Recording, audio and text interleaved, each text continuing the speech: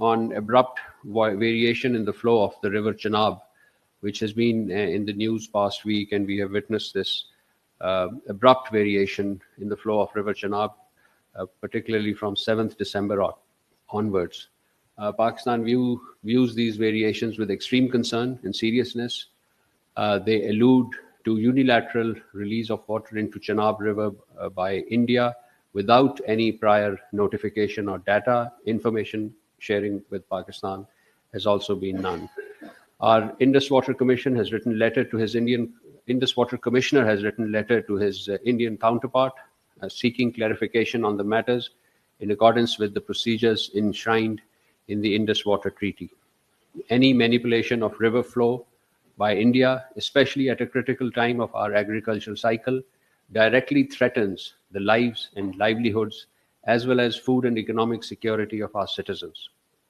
We call upon India to respond to the queries raised by Pakistani Indus Water Commissioner, refrain from any unilateral manipulation of river flows, and fulfill its obligations in letter and spirit under the Indus Water Treaty provisions. Pakistan would like to reiterate that Indus Water Treaty is a binding international agreement which has been an instrument of peace and security and stability in the region. Its breach or violation, on one hand, threatens the inviolability of international treaties and compliance with international law, and on the other hand, it poses serious threats to regional peace, principles of good neighborliness, and norms governing interstate relations.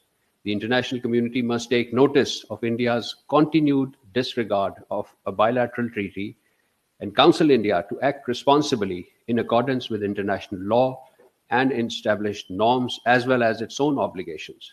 Pakistan remains committed to peaceful resolutions of disputes and issues with India, but will not compromise on existential water rights of the people of our country.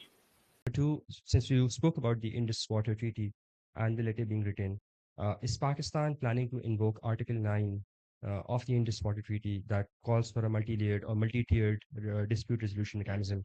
Because since April, since the time when India had announced the unilateral abrogation or a suspension of the treaty, what they call is abeyance, Pakistan has since then not been invoking Article 9. So would Pakistan as a country now be planning to invoke Article 9? Thank you. About the Indus Water Treaty, we have all options. Pakistan is fully committed to the various processes of resolution of different opinions between India and Pakistan on on the interpretation and downstream working of the treaty, including Article 9. So this is an option that we can exercise. For now, our particular concern is the disturbing pattern of the flow of Chenab River, which the water of which is legitimately Pakistan's, and all options would be exercised to retrieve and to ensure that our water supply uh, is not restricted by India, and we would also ensure that India does not weaponize water, which is a flagrant violation of international law, particularly international humanitarian law and international human rights law. Right to life is linked with the availability of water, and that is a fundamental human rights law. So we would ensure its fulfillment.